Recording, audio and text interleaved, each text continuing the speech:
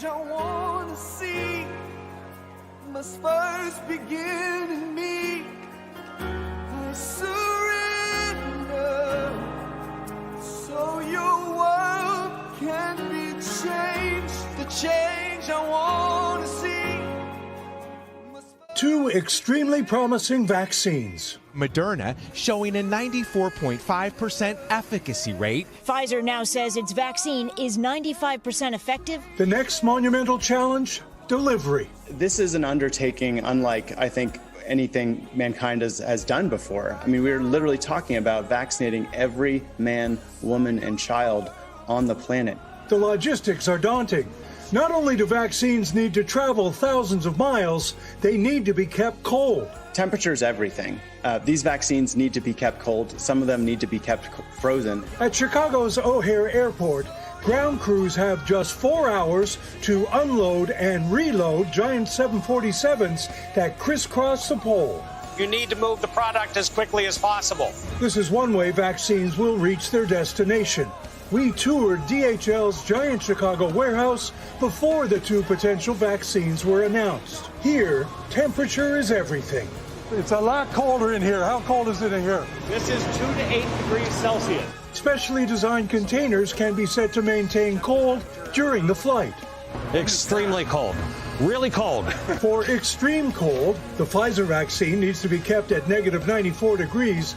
Containers are also packed with dry ice. Once a vaccine arrives, the race against the clock begins. Hopefully, from the time it leaves the manufacturer until the time it gets to the final distribution center, no more than 2 to 3 days. Drug companies like Pfizer will keep close watch when its vaccine hits the market. We're tracking, planes and trucks with precious vaccine in our shipper, and we're tracking the temperature as well. When there is a vaccine, it will take some 8,000 fully loaded 747 cargo planes to deliver 1 billion doses to the U.S. market. An enormous logistics undertaking for all shippers, from FedEx to UPS to DHL.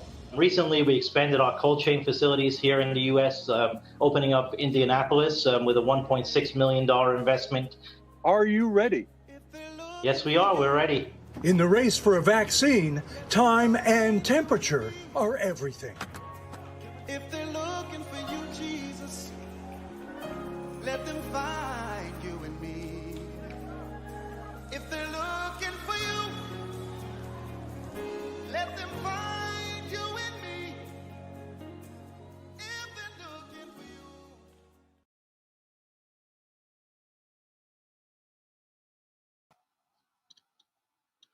Good evening, good evening, good evening, and welcome again to our Talk Back live show, Talk Back Monday, using biblical principles to deal with everyday issues. And I'm so glad that you have chosen to join us to be a part of our discussion today. And I'm sure that you're going to learn a lot.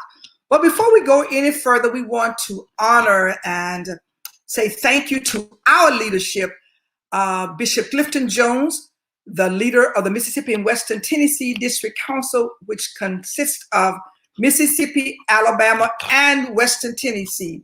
He's the leader, and we thank him for allowing us just to use this forum to come together to spread information and share with the community as to what is going on with COVID-19. Well, I'm excited today. Our panelist is backstage, and we're going to bring them on because we will do some updates as to where we are today. Once again, we want to welcome Dr. Mary Williams. Dr. Mary Williams is from Clarksdale, Mississippi, Urgent Care Center, and she is a kidney specialist, a consultant. Welcome, Dr. Williams. How are you tonight? Hi, good evening. Welcome. Thank you. Thank you. I'm doing well. All right. And we have Dr. Cummins, Johnny Cummins. He is from the Aaron Henry, director of Aaron Henry, as well as in Batesville with the Cummins family practitioner. Welcome, Dr. Cummins. How are you this evening? Good evening. Glad to be with you. We're still with the Aaron Henry in Batesville as well. Oh, okay, wonderful, wonderful. Yeah, but it's good to be with you all again. This is challenging, changing times. Yes, Glad to thank be here. you all. Dr. Richardson is still working at the hospital, and as soon as she finished, she will come on. That's our OBGYN, and she's out of Greenville with the hospital there. But we are excited. We are excited that we have a very special guest with us on tonight. We have Dr. Simone Moore, which is a pediatrician, and she's with the Delta Health Center. She's new to the Mississippi Delta, and we want to welcome her to the Delta, as well as to welcome her to our Talk Back Monday live on this evening. Welcome, Dr. Moore. How are Thank you? y'all for having me. All right, all right. I'm good. My phone keeps breaking up, so I'll probably take a while to reply. Yeah, you're kind of breaking up, but just work with it, and we thank you for being a part of our discussion on tonight. Well, it's been now over 3 months or 4 months that we've had the vaccination. So I want to know where we are. Give us the updates on this. How are we moving forward? What are the numbers looking like? What do you see for our future? I'm hearing more about coming out. I'm hearing now that we may be reaching herd immunity. So first I want to know, what is herd immunity? Dr. Cummings, can you help me? Can anybody tell me really what this herd immunity is? That is the critical point where you have about 75–80% of the population vaccinated against the COVID-19 that will give protection against acute disease causing damage. That's the expectation, to have at least 80% of the population vaccinated with the various vaccinations. So that's where you build up enough antibodies in your system that you fight off the COVID-19 virus. So we have not reached that magic number as of yet. Not close. Oh, you say not close? No, we're not close yet. It'll probably be another 5 to 6 months before we get there. All right, Dr. Williams, do you want to join in? I see you were trying to say something as it relates to that. Dr. Mary? Oh, sure. I agree with Dr. Cummings. We're not close to herd immunity. And as you know, with herd immunity, you acquire it and don't have to be vaccinated against the virus. So that's why a lot of people are looking to get herd immunity. But for COVID-19 virus, actually herd immunity is going to be one of the largest. It'll take a larger span of the population to be vaccinated in order for us to get herd immunity. So we need a ton of people, a ton more added to the vaccination list in order to acquire herd immunity for the people around us who are not vaccinated. Yes. All right, so talk to us about where are we with this vaccination? Where are we? Well, currently we already have 2 approved vaccine. Well, 3 as of yesterday. Johnson & Johnson come out with a 1-dose vaccine. So we have 3 approved vaccinations. That's Pfizer, Moderna, and now Johnson & Johnson. Now, Pfizer and Moderna have, it's a 2-shot vaccination. You have to get with both Pfizer and Moderna. With Johnson & Johnson, it's one injection for the vaccination. Also with Johnson & Johnson, it can be stored in a regular refrigerator, whereas Pfizer and Moderna have to be stored at a lower temperature. All right, so there are 3 approved vaccination out now. I'm hearing that the rate of Johnson & Johnson is not as high. So is that? So I heard somebody say that's a second class vaccination. So is there any such thing as a second class vaccination, with one being 98 and I think Johnson & Johnson is like 87 or 76 or something like that, Dr. Cummings? Well, the Johnson & Johnson vaccine is, in truth, is not federal. The FDA approved yet. It was given an emergency use authorization, and it probably will in time be given the FDA ultimate approval. But the Johnson & Johnson is one shot, and for people who may get lost to follow up, who are afraid of having shots, that's going to be kind of maybe where that would fit into the market share. But it causes, it has about anywhere from, it's been said about, it started about 70%. Now people are saying a little bit more closer to 80% for coverage. And then for severe disease and hospitalization, it gets closer to that 90-95% window.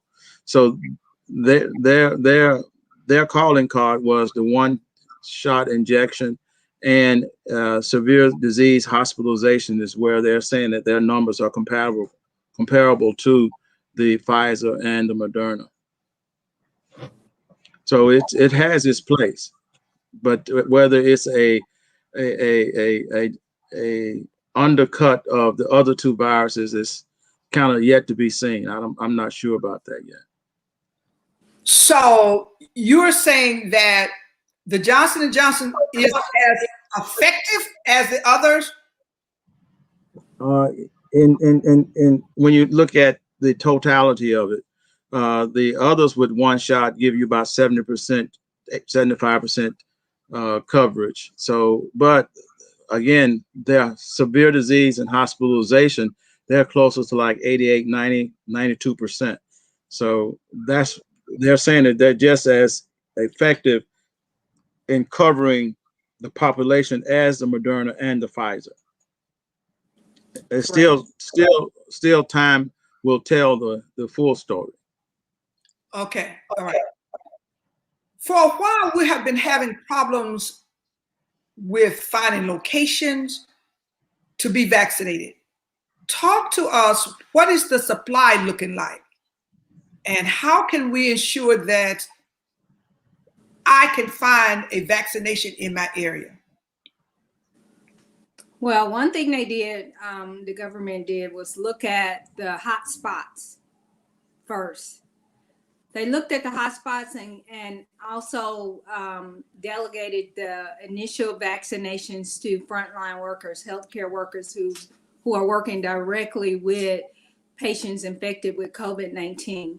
So they want to prioritize things so that someone who's not directly working with COVID-19 patients wouldn't come in front of Dr. Cummings, and he's working with COVID-19 patients. So they tried to prioritize the dosing, and therefore in prioritizing the dosing, they had to issue out to certain people and places.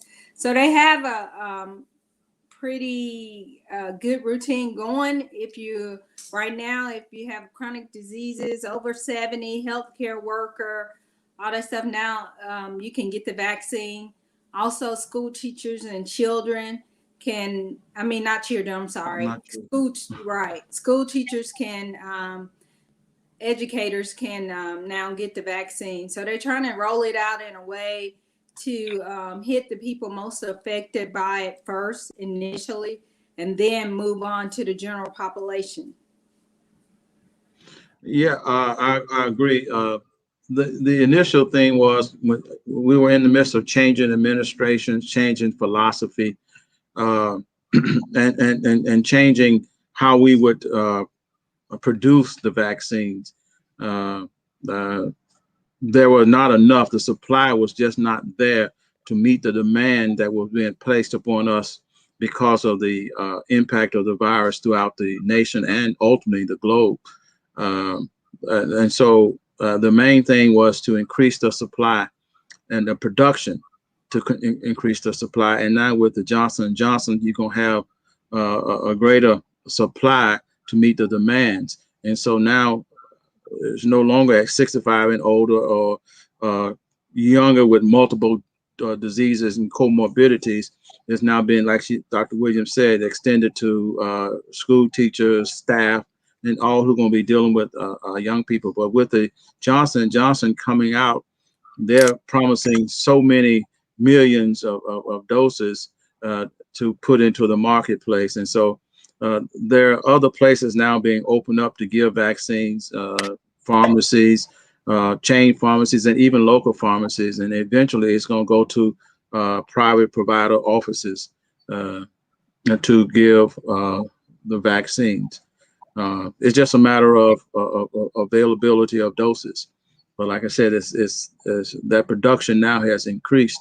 And so the supply is going to be closer to meeting the demands, and the age range is going to creep on down till you get to the full population, 18 years and older, for the Moderna and the Johnson & Johnson.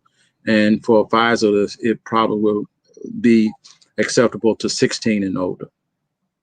Okay, so what other areas now have opened up?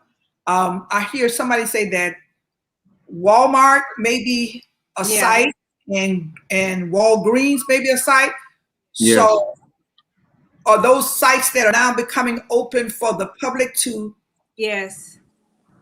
Yeah, those chains, CVS, Walmart, even maybe even Kroger, all their pharmacies will be considered sites, and then meeting the needs of people who are outside the urban centers, minority, Black and brown people, and poor people of all colors that may be difficult to get to because of their distance outside of urban centers, because of the transportation. Like they said in your initial clip there, they said that when you load them on the plane, they're trying to get to the destination so that they can get to the distribution spots within 2 days because of the need for storage. But the Johnson & Johnson vaccine is the one that does not require the cold storage. And they are now saying that even the Pfizer is not necessary to have the ultra cold storage. So that was part of the problem. So what are you all looking like at the health center, Avery Henry, to get to the Black and brown population in the rural communities? How are you all going to, what kind of plan of action are you all putting together to ensure that they are able to get vaccinated if they choose to? Yeah, we're having, we have to see patients for other diseases as well for their maintenance and like that. But for out of our 4 sites, we are having days where we set aside for vaccinations only. In our Tunica site is on Tuesdays, the Batesville site is on Wednesdays, our Coldwater site is on Thursdays, and our Clarksdale site, which is our biggest site, is on Fridays. And they are probably going to actually have a Saturday site for second doses. So that's how we are handling it. And then seeing patients all at the same time. We may work in patients to get vaccination during the week through our regular clinics, but we got to have at least 10 because one vial is about 10 doses. And the one thing, once you open a vial, you don't want to waste it. And you only have so much time to give the doses out of the vial once you break the seal. So I have to come to the clinic, but there's nothing, no plan of action to actually go and do a site in the community. I'm just saying a rural community to say Coldwater or well, we have a clinic in Coldwater, but yes, sites that don't have access to providers in their area, there is a possibility of plans of us taking to like go into the communities to provide the vaccinations to those outside, like in Fryers Point and around Clarksdale area, Jonestown, and places like that. Going further, going toward Greenwood, where in those areas, Dundee and Tutwiler Webb area, yes, we would probably outreach to those areas like we did with the COVID-19 testing. All right, so you all are looking at doing, did y'all do mobile units then? How did y'all do that? Well, we had more stations that we put out. It was drive-through. Okay. So it'll probably be something like that. Or we might have like a big tent and people come through that. We have it. We just have to, at Clarksdale Center is a drive-through there now with vaccine. Where you say, Dr. Williams? Clarksdale Expo Center. Oh, okay. Clarksdale. So is it a certain day, a time? They list the vaccine UMC, and you go online just like you would with the others and schedule it. And it's first come. I mean, if you meet the criteria, first come, first serve. Yeah, ours are appointments only at this point. So yes, but we make, like I said, we have a whole day set aside in our various clinics, and we make sure that we can meet the needs of that week. So we're striving to do at least between 400 and 500 a week. All right. So now, since we are talking about this and this conversation is continuous, and we are encouraging, especially the Black and brown community, to go out and to get vaccinated. My question is, are we running out of vaccination? Is the line long? Do we have to keep on registering? How can we help our community to get vaccinated after I convince you to get vaccinated? well, like Dr. Williams said, the Expo Center in Clarksdale, the Civic Center here in Batesville area, they're doing it daily. But because we open it up to have just a full day set aside for COVID vaccinations, that took our waiting list from 3 weeks that you can, we took that 3-week window and brought it back to 1 week. And then we got the second, third, and fourth week to put in that many more people. But a lot of people are still not convinced that they need to take the vaccine. So we still must do a lot of encouraging, and that's part of the struggle right now, is to convince people that they actually need the vaccine, and all the myths about people have died or they did this and all these kind of things. We have to kind of help them understand that those are just conversations of people who are not in the business and still dealing with their own fears, their own superstitions. So we must get past that and understand that there's a need for the vaccinations. Absolutely. All right. I've heard persons say that the first vaccination was okay, but once they took the second one, it was a doozy. Why? Or is that the standard? And if it's so, what do I need to prepare for it, just in case it is? And if so, how long will my thing last? So my uncomfort feeling last. I'll put it like that. So I completed both vaccines, and Dr. Cummins had as well. Initially, my first vaccine, when I went and had the vaccination, I did have some tenderness or soreness at the site. I later had chills. I had a low-grade fever and a headache. And that lasted for me about 3 days, but nothing that I was in the bed or bedridden or couldn't function, because I maintained my functionality. Now, with the second dose, when I went for the second dose, I think it's important to say is you should be well hydrated, because that could also, interfere with it. But second dose, I went, I had the injection, I had a little soreness at the arm, and the next day I had forgotten I had it. So I had so I think I think it's a reason why we give the 2-dose vaccine. Either you stimulate an immune response immediately after the first vaccine, or you stimulate an immune response after the second one. So I think that's some relevancy to the 2-dose vaccine. Yeah, your body is going to be hypersensitive for that second vaccine. And with that, you're going to have most people, unlike Dr. Williams, will have their major drawbacks on the second shot because you're having that when you start having the maybe little slight fever, chills, body aches, fatigue, headache, soreness in the arm, maybe just those things are kind of like letting you know that the vaccine is doing its job. It's causing your body to have that hyperimmune response, and you take a little Tylenol or leave if you're not having any allergic reactions, any shortness of breath, or things that are causing your vital signs to be changed in a way that's going to be detrimental to your health. That's why we have people stay longer, particularly people who have had allergic reactions to vaccines or anything. We usually have a 15-minute wait time after they get the vaccine in our site. But if they have a history of allergic reactions, anaphylaxis, there's a 30-minute wait.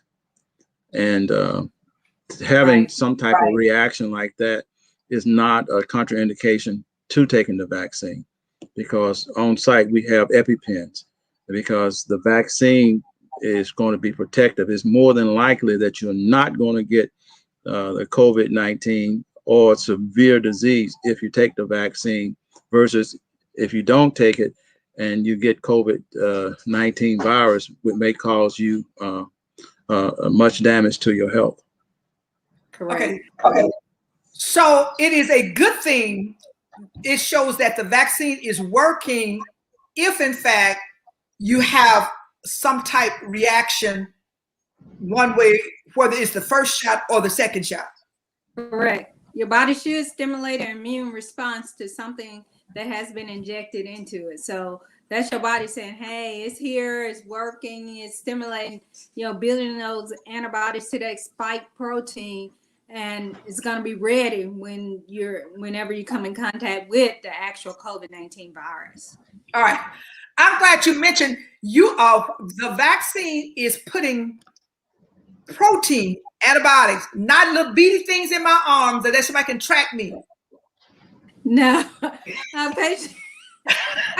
was told, Linda, I can't take this because they're putting some beady things in my arm that's going to track me everywhere I go.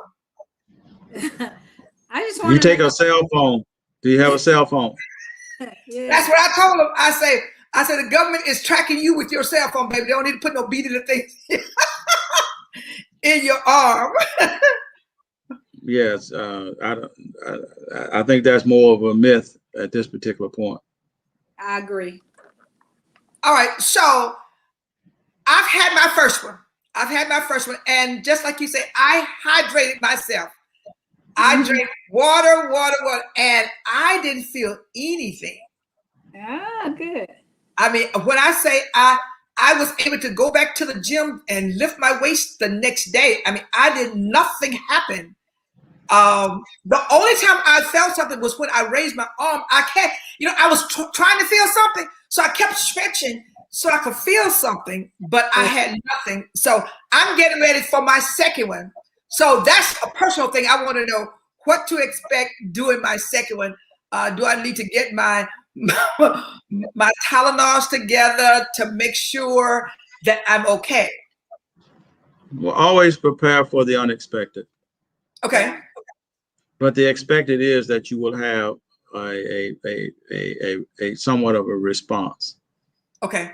And that response lasts how many days? No more than 3 days. Usually by the second day, it's gone. Okay. All right. So if I have had my 2 shots, somebody want to know, do I still have to wear these masks? Absolutely. Yes, because you still can carry the virus and transmit the virus. It's just not going to affect you as a person who's vaccinated. So if I'm a vaccinated person and I come in contact with the virus, I may or may not, you know, carry the virus in my nasopharynx, and I go around someone who's not vaccinated, it's a possibility I can transmit the virus to them. So that's why you still wear the mask. Not from the vaccine. Not from the vaccine. But from the virus itself. It won't cause much symptoms in the person that's vaccinated, but you can be a carrier. Like some people are asymptomatic carriers now who have not yet been vaccinated. Absolutely. And until we get what you asked, earlier in the program, herd immunity there, everybody should still wear their mask, social distancing, hand washing, and just being mindful that we are there to protect each other. We are our brothers and sisters keeper. So I'm gonna protect you from me, and I'm gonna protect myself from you. And so you're saying I can have my 2 shots and I'm vaccinated. The virus won't hurt me because I have I won't die from it. I just say I won't end up in the hospital. It's okay. Probably not. Yeah, high possibility you want. But I can still catch it and infect somebody else. Yes. Yes. So that's the virus is still the virus. Yes. So that's why I still need to wear my mask, so I won't catch it to spread to somebody else. Right. Well, that too, but more importantly, we also have these mutant strains that are going out and these variants that are happening. And so we really don't know the full impact of what those strains are going to do. It's being projected that these vaccines, the Pfizer, the Moderna, and even the Johnson & Johnson provide protection against the mutant strains as well. So, but even that, you still want to, there's still nothing more efficient than having a mask on that's qualified to protect you, good hand washing, social distancing, and just being out of big crowds. Still, we need to still monitor being around big crowds and areas that are not well ventilated. Okay, and the reason why I asked that question is because we're getting vaccinated and I see the crowds are picking up again. You know, we're coming back together. We're doing things simply because we are feeling a sense of freedom, are coming out. So it's not time to come out yet. Okay. I mean, we should not get COVID fatigued and get crazy because we're tired of being seemingly locked down and don't have anywhere to go outside of our work and home and wherever we may go limitedly. But it'll probably be sometime within September, October before that can happen. But then it still will probably be the end of the year. Okay, one person, and I'll get to that question in a minute. So they're now talking about being able to do tests, home testing, that I can go and buy a test and I can test to see if I have COVID. What are your thoughts on that? Are you all seeing that as reliable? What are your thoughts on those? I'm not sure efficacy of the home test, but one thing you have to look at is operational error.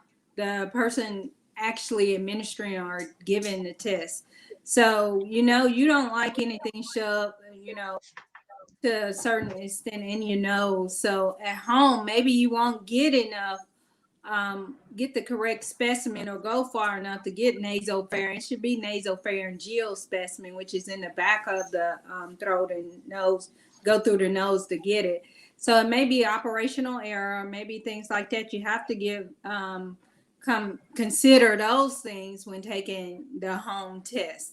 Another thing is, I mean, maybe some people out there who would take a home test, get a positive, and still go within a community. At least when you're in a clinic or in a healthcare setting, we are required to report all the positives, and they do virus tracking, try to track and see and keep up with these people. So I think home testing, that may just take it to another level. That's my opinion. They're talking about it. It's the how efficient and effective it's going to be for herd immunity, or being a way of tracking the disease and keeping everybody in check. Because even when they come to our offices and to providers, and we tell them that they're COVID-19 positive and they should quarantine or isolate in the home, you find them still out moving around in the community before their quarantine time is up. So people are sometimes, and I wouldn't say all people, but most people hide themselves from their own truth because they lie to themselves about themselves. Yeah. And so, even if you get a positive test, they're going to be in denial. Mm-hmm. All right. So since the vaccination and persons, we've encouraged folks to get vaccinated, what are you seeing with your numbers that's coming to the hospital or coming to the clinic or going to the hospital? Are the numbers going down? I hear CNN saying the numbers going down. What do y'all see? In my clinic, I do a lot of, I don't have the vaccine available in my clinic yet. I'm a private owned clinic, so I'm on down the list with the allocation for vaccines.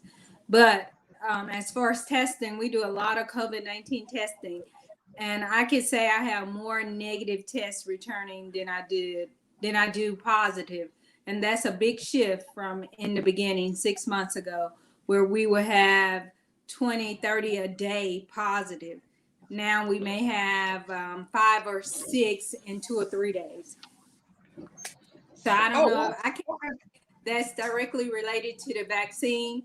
It may be directly related to some of the people who have already had COVID-19 and not, they already had it. So they may be still in their 3-month window of protection.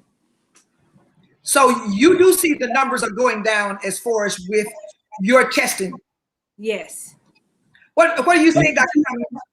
Oh, yeah. I mean, most of the time our local, our state match up to the national trends. In December, January, and some parts of February, we saw this heavy upswing because people during the holiday period kind of disregarded what was being told to them by the healthcare officials, and they congregated, they flew to this place. And during that period, we had this swing of disease and deaths. And now we're kind of getting to the place where we're in our perceived norm, but because of the vaccinations, we're still lower than we had been over the last several months. But we're reaching a place where some are saying we're starting to creep back up again. So we just have to, again, we can't get COVID fatigued. We can't act like that just because I got vaccinated, I can not wear my mask and not be mindful of where I'm going, and I don't have to wash my hands as much. I mean, all this is still the thing that we must keep in the forefront of our minds, that these are the things that we must continually do because the disease is still here. And I say this openly, 500,000 people dying in 1 year from one disease ought to give us pause to not think that it's going to go away that quick. And if we are getting a handle on it, let's be patient and whatever they say, put 2 more months on it. Don't rush. You said in the earlier, this based on biblical concepts and principles. Yes. And and we ought to be anxious for nothing. And that includes getting back to our normal activity of what we thought was normal. Right. All right. One question a person asked me, I was in a discussion, they want to know, is one vaccine better than the other? Well, y'all because I mean they don't give us a choice. They don't give us a choice. Right. First in our area it was the Moderna. In another area it's the Pfizer. but I know that at the nursing home, they're basically doing the Pfizer there. So is there one better than the other? Or should I take it, or should I take whatever they say is available? Yes, take what's available. It's better than The second shot on Moderna and the second shot on Pfizer is collectively said about 95% protected. Okay. And so the main thing is getting the vaccine in people's arms. Right. Because we can have this conversation about, well, I don't know, we've all had vaccination throughout our whole life. In our generations, there were vaccines that would just knock us down for a week, but they've improved how they produce these vaccines so they don't cause so much problems to your normal cellular working. It's not going to change your DNA. It's going to do what it's supposed to do. So, as physicians, have you seen patients that were really harmed by the vaccination? They're taking this vaccine. Some folks say, well, I really don't know how it's going to harm me. Have you, with all of the folks that y'all have seen since the last 3 months, have you seen anybody personally that was harmed from taking the vaccine? I haven't seen any significant harms. I may have heard of people having some slight viral things like you're going to have with any vaccine that has to do with virus, Guillain-Barré or Bell's palsy, even somebody that may get shingles. But I haven't heard of anybody actually dying from it or having an anaphylactic reaction where out of all we've tested so far, we haven't. That does not mean we're not going to have that person who might have that type of reaction. But that's something that when you have surgery, they tell you the worst thing possible for surgery and anesthesia is death. But more than likely, that's not going to occur. So with these things that when we introduce anything into the human body, we always have to tell you about the downside, the negatives, the potential side effects. But most times they're not going to be there. Great answer. Yeah. So even if you take an aspirin or Tylenol, they say warning signs. Right. Yeah. Yeah. Right. So it's the horror stories, the myths. We cannot say that they won't happen, but for the most part, we haven't seen any significant side effects that's not predicted. Okay. Right. Not predicted. That's correct. All right. Dr. Simone is having problems going in and out. We wanted to talk to her about the children, but I guess we'll have that conversation with her on our next session. We're going to open up the floor. Michael, if you can open up, I know somebody said something earlier, so we're going to open up for question and answer from our audience to see what question that they have while these questions are coming in to me right now.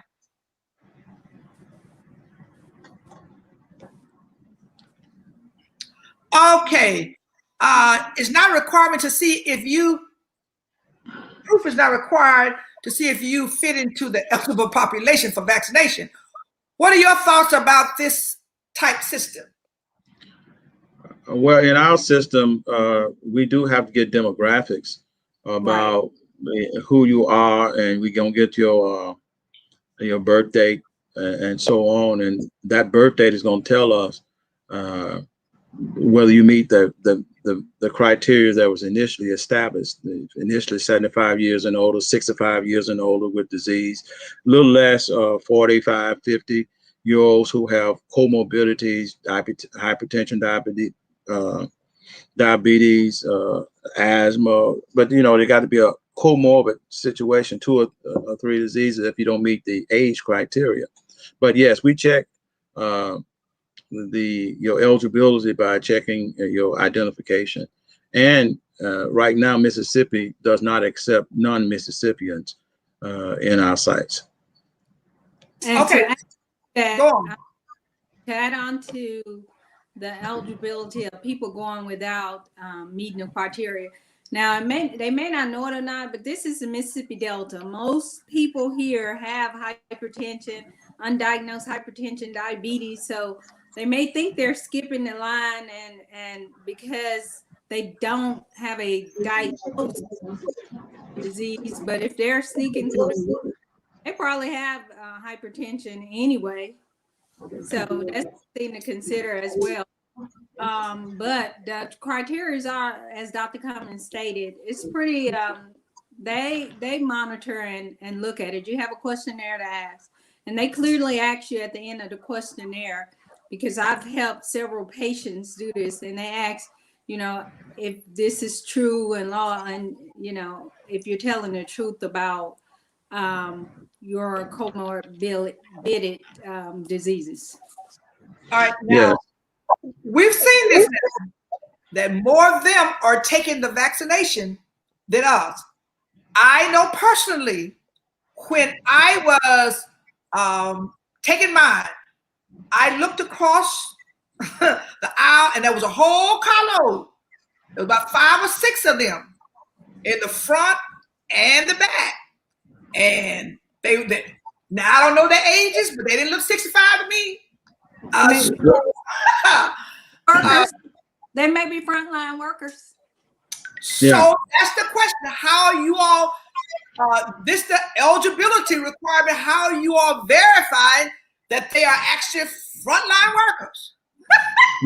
Well, the thing is, you hold people to their honor, right, to a certain degree, but there are checks and balances that we are, and particularly for when it was the strict age criteria and first responders, they had to have first responders, healthcare workers had to have some identification that they are actually, you know, whatever they say they are. They're gonna have some type of identification to say that they are a nurse, or nurse practitioner, doctor, police worker, fire. They're gonna have identification, and so because when we do these in various sites, some sites may be a little bit lenient than others. Yeah. But we strive to measure up to the standards that are required at that moment. Like today, March 1st is open up to teachers and school staff who are going to be working with our children as they prepare to go back into the school settings. So each week there's an opening up, and so as we move forward and we get more volume of vaccines out there, the criterias that have been set before us are going to get less and less, because the whole idea is to get herd immunity. Exactly. You want 70-80%, but the people who are greatest risk were the first ones to get the vaccine. Right. All right. Now, to add on to that, then I'm going to move to the next question. I'm just wondering if they open it up to, because they didn't want to let the vaccine, this is the lack of a better word, spoil. So whoever came in, I just gave it to them, because we are so afraid to sign up. So if a person goes online and say, well, I want this, and they just allow them to have it, could that the vaccine be the person problem that we're having here? No, the vaccine itself, if you keep it at the appropriate temperatures, like the Pfizer in the frozen in the right temperature, can last 2 years if you don't unthaw it and break the seal, because after you break the seal, you only have a limited amount of time to deliver it to a patient's arm. Right. But But as long as it's frozen or in this proper medium, it can last for a while. So that's not a reason should be not a reason. Once you open the vial, if you have extra that have not been delivered, yeah, you might need to do that. But for the most part, no. And the reason why I asked that, because I heard a statement with the governor, and the governor said maybe 3 weeks ago, that where there were certain areas that they were not signing it up. So he allowed it. He didn't want anything to go unused, so he allowed it to go other locations for that. So that was just a piggyback on that question that person had asked. All right, Michael, come on, open up for my next question. So I was just wondering. One person says, I'm set to be vaccinated on the 11th, and I want to know, are there certain meds that we should take before or after? No, especially if you're on maintenance medication such as hypertension, diabetes medicine. We want you to continue your daily medication. So it's nothing, no certain medications that you're prescribed that you shouldn't take. Now, I wouldn't over the counter and things you're taking on your own, then you're taking a risk for yourself. But as something that has been prescribed to you by a provider, then we advise you to continue to take your medication as prescribed. And if you have a problem or think that one of the medication is going to be a problem, then speak to your healthcare provider and be advised on that. I agree with that. And if you're thinking about medicine for symptoms after the vaccine, it should not be a problem unless you have a problem taking Tylenol or ibuprofen, those things. All right. If your immune system is low, should you take the shot? Definitely. Absolutely. You should take it first. Yes. You're the first one that should take it. Yes. Okay. All right. Now, if you're a person that's like me, you take, I take my zinc, I take my vitamin D, I take my aloe berry. So after I finish these shots, do I still need to continue to get my hand every morning with all of these things? Why you take them in the first place? So if you're taking them for to keep my immune system up. Okay, well. So I mean, that's a personal thing. Some people don't like taking a lot of medicines, and when they don't have to, they don't. And others say, well, this gives me confidence that I'm gonna be healthy, and so it's no problem taking those. Matter of fact, they provide a help to the body for the body's sake. Yes. Helps cleans out the debris inside your systems. Mm-hmm. All right, somebody still wants to know about their children. Is it recommended for my children to be vaccinated if they have asthma? Not at this point. It haven't been tested or haven't been approved. Not even emergency approval for children as of yet. No. The Pfizer is starting to do trials to children up to greater than 12. Okay. Yeah.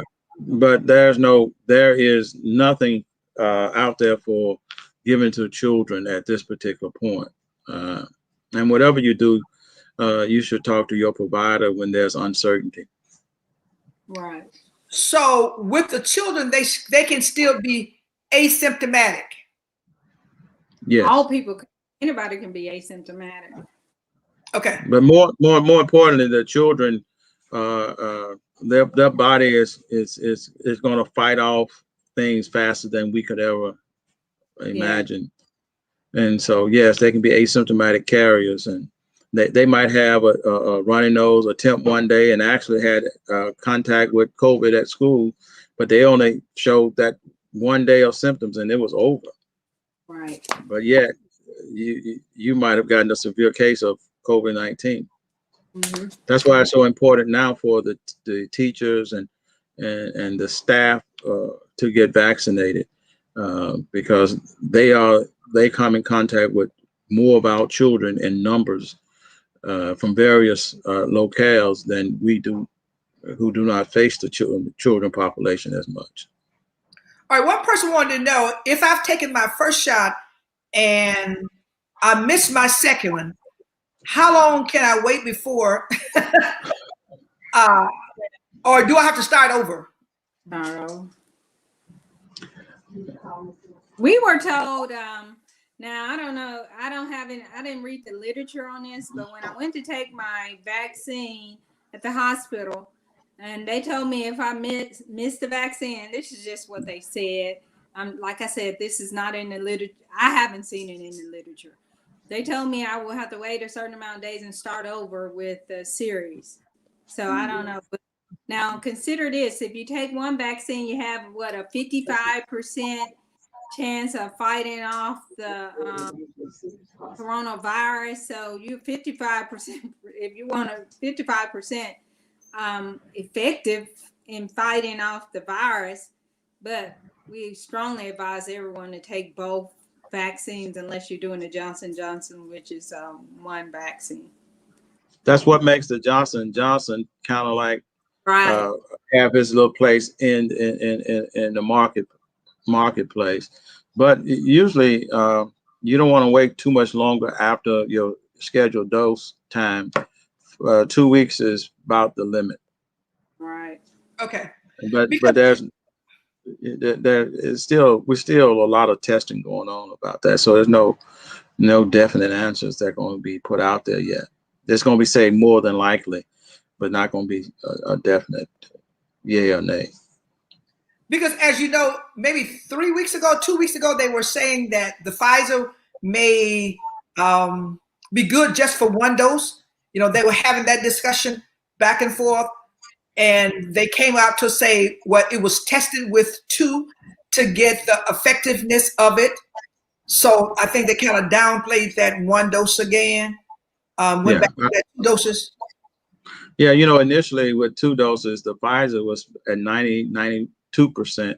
Moderna has always been closer to 95%. Now the Pfizer says that is closer to the 95% as they looked at their numbers. Their first dose shot may be getting you up to 80%.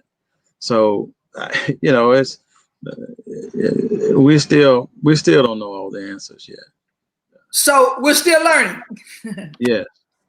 Seeing that there are different variables that are present in our country, what do you see in our area? Are you seeing, I hear that New York is being hit now.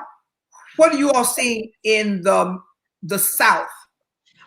I know South Carolina was one area that they found, the new variants of the South Africa variants in. What do you see around here? Or have y'all seen it? I haven't seen it, but we got an email from the Mississippi State Department of Health that they had identified a variant here in the state of Mississippi. I don't remember what they said it was, but they had identified one of the highly spreading variants of the COVID-19 virus. They sent out, we get the memos from the Mississippi State Department of Health.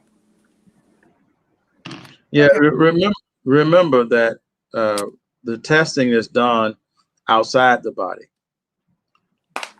We don't actually know all the impact once the virus gets inside the body because everybody's going to respond differently. On an average, everybody's going to do fine, but sometimes different variants come forth because the virus whole intent is to survive. And it survives by changing its coat as it replicates. And so you're going to get these different variants and these strains based on how they are dealt with inside the body of individuals. Correct. The one thing I can say about that is we allowed the virus to go too far to be able to contain it with different small amounts of variants. Because it spread it so far and so wide and so uncontrolled, we have a multitude of variants that's going to be produced in this phase. And we're going to be challenged to see whether the vaccinations we have available are actually going to be able to protect us against them. So that means that they're actually testing the 3 different vaccination against the various variables that are out there to see if in fact it can keep the disease at bay. Right. Yes, yes. It's even though we've been over the last year, we've had the COVID-19 virus at the forefront of our world. It's still a virus, and it does what viruses do. Like you get the flu vaccine. When you get the flu vaccine, the variant for that year that they are thinking is going to be most predominant may or may not be the variant that's actually happening. And the flu vaccine only gives us about 40, at the closest, 50% protection. And so we're already talking about 70, 75, 95% protection with 2 shots. And so the variant should fall up under that protective window for us. And if it does not, then, that's going to be a whole nother test model. Okay. All right. So things are still changing. That's what I'm saying to you. We can't say, because we're still, the population is going to determine whether the vaccines we have available right now are going to be effective for a lifetime, or do we have to get boosters every year or every other year? Right. Okay. All right. All right. So it just may be a once a year shot that we got to take until everything kind of cool down. Is that what you're saying? No, Okay. just say it's possibilities. I can't say anything definite. So I don't want the audience to say, well, we're going to have to take this shot every year. That's right. Not, I'm not saying that. I'm saying it's a possibility, like the flu vaccine, that is a yearly injection that you have to take to get a booster for your immune system. This may require a booster either next year or the year after, but we don't even know that yet because this is such a new virus to the human body. Right. Absolutely. Okay. All right. All right. So I guess, are we still doing testing? Is that still important? Is that still important for us to continue to do COVID testing? Yes. Even though we are pushing persons to go and get vaccinated. Yes. Right. Because as Dr. Cummings said earlier, the virus is still out there. It's still here. So we still need to be doing active testing to contain and quarantine those people necessary to be quarantined, because there's still a lot of people who have not been vaccinated who could possibly, get really sick from this virus. So yes, absolutely. Testing is definitely still promoted. It's still, yeah. Okay. And we're not being selective, but the audience that we're going to reach primarily through this conversation is the Black and brown community, and other communities as well. But we have people in our communities that are not convinced that the virus is real, and they are actually not wearing masks. They're assembling and having parties and doing things that they shouldn't necessarily do. And so yes, it's and people are going to get who thought they would, I'm not going to get the virus, and those are the ones that get the virus and become deathly ill. Yeah. I saw on this weekend, persons had gathered together for a homegoing celebration, and cars. They were all inside. And I guess some felt that they had had the vaccine, and others felt, well, it's been a year and nothing has happened to me. So that means it's, it's gone now. One person told me that the snow killed the disease. The snow that we had only slowed us down to make us be consciously aware that we needed to not be moving around so much. And it was a positive thing as far as the disease was concerned. But the reality is the disease is still here. There's no time to let our guard down. we must stay vigilant and stay focused on what is needful and necessary at this particular moment, because we don't want a wildfire to start all over again.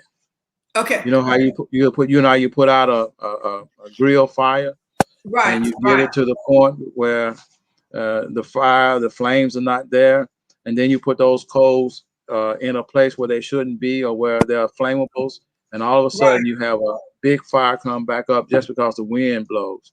And so the wind might blow and cause what we think is going away to rear back up. So we need to stay put, stay the course. Is that what I'm hearing you saying? Yeah, stay vigilant. Okay. Stay on the watch. All right. And not come out yet. Not yet. Not yet. Remember this. They're talking maybe 2 or 3 months. They can lighten up things. But remember, for us, particularly in the Southern Hemisphere, the Mississippi Delta, where we don't have access to the care that people in urban centers may or may not have, or the type of providers, the specialties that we need, we need to do the best that we can to help ourselves be better. Absolutely.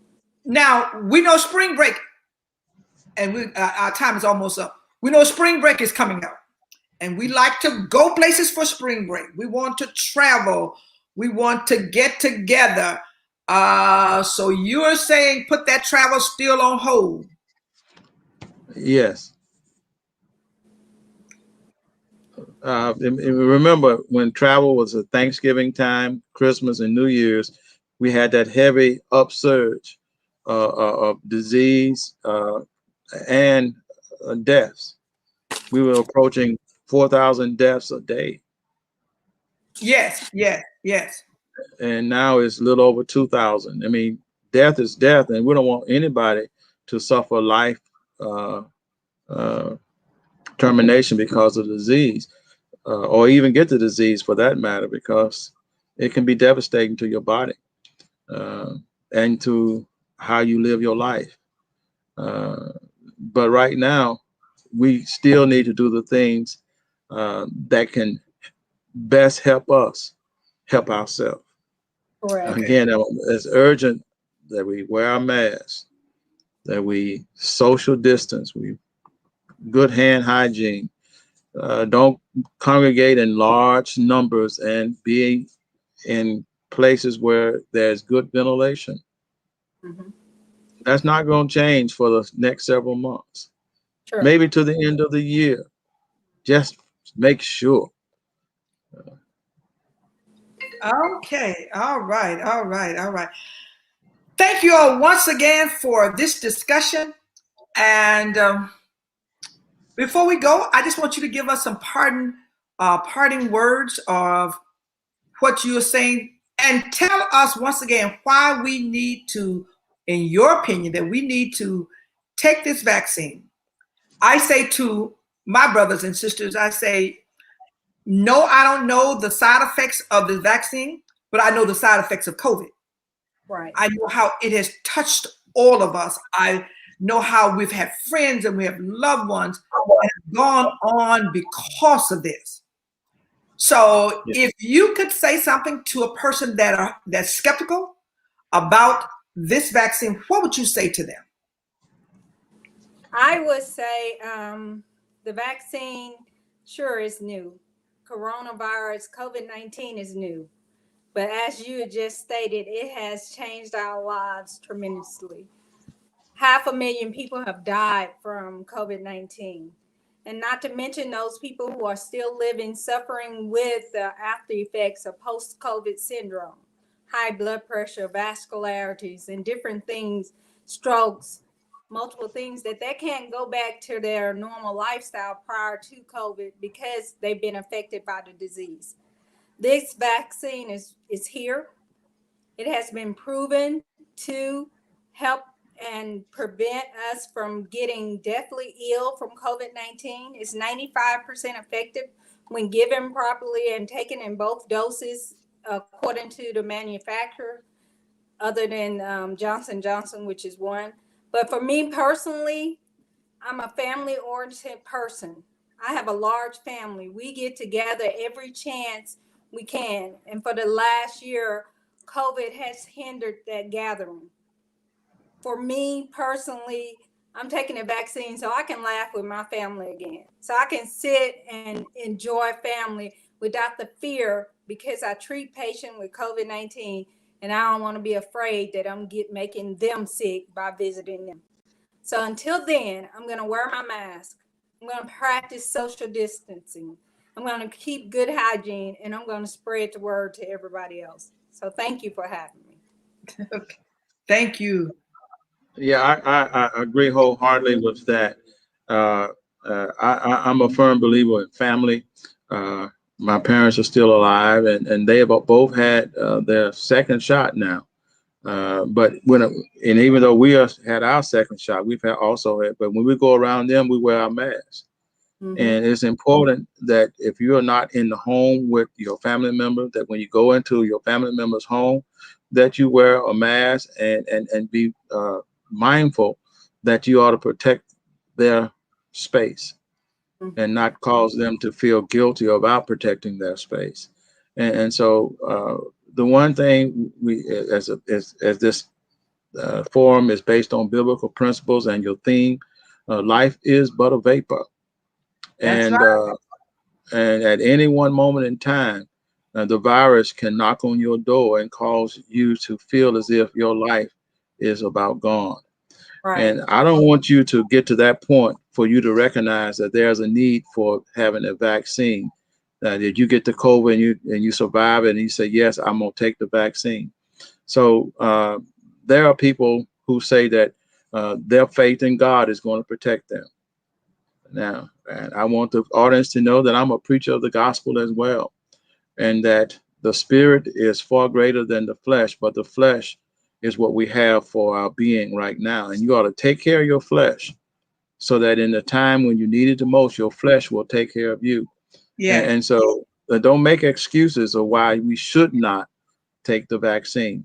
It's more than likely that we should, because I know the impact of the COVID-19 virus. It can potentially cause death.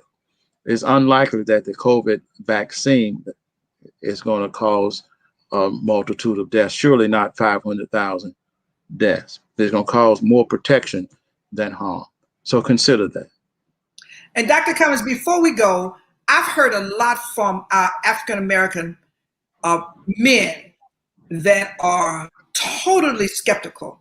Can you speak to them directly as a physician and as a minister of the gospel, as well as a Black man, as to why they need to consider this vaccine? Well, we are more than anyone skeptical about accessing medical health for our needs. By the time males, but Black males in particular, seek help from the medical community, they are pretty much at the edge of their life course. So it's important that we look out and not be macho about this disease. This disease will humble you, and because it's real. And so I encourage all of our people, particularly the Black males, that you should pay attention to this virus. It can cause harm to your body, but the vaccine is there to help you out and give you some relief. So do take the vaccine. I had some skepticism in my own mind, but I want you to know that the former president took the vaccine in January, but he didn't tell nobody. Now, he spoke against it, but he took, and his wife took the vaccine in early part of January. So they did all that negative talk, but yet they're the first ones taking the vaccine. So we need to take the vaccine. We need to protect ourselves. Yes. Thank you all so very much for coming on for this month discussion. I have learned a lot. I have learned a lot. Y'all have shared so much good information. And I do appreciate you for coming on. And we look forward to this discussion on next month as we move forward to try to help our communities and to ensure that our brothers and sisters are okay as much as possible. And so once again, thank you for sharing with us. And we thank our audience once again for joining in with us. So join us on the first Monday in April as we will come back again to have this discussion again. To my panelists, thank y'all so very much. The blessing. My pleasure.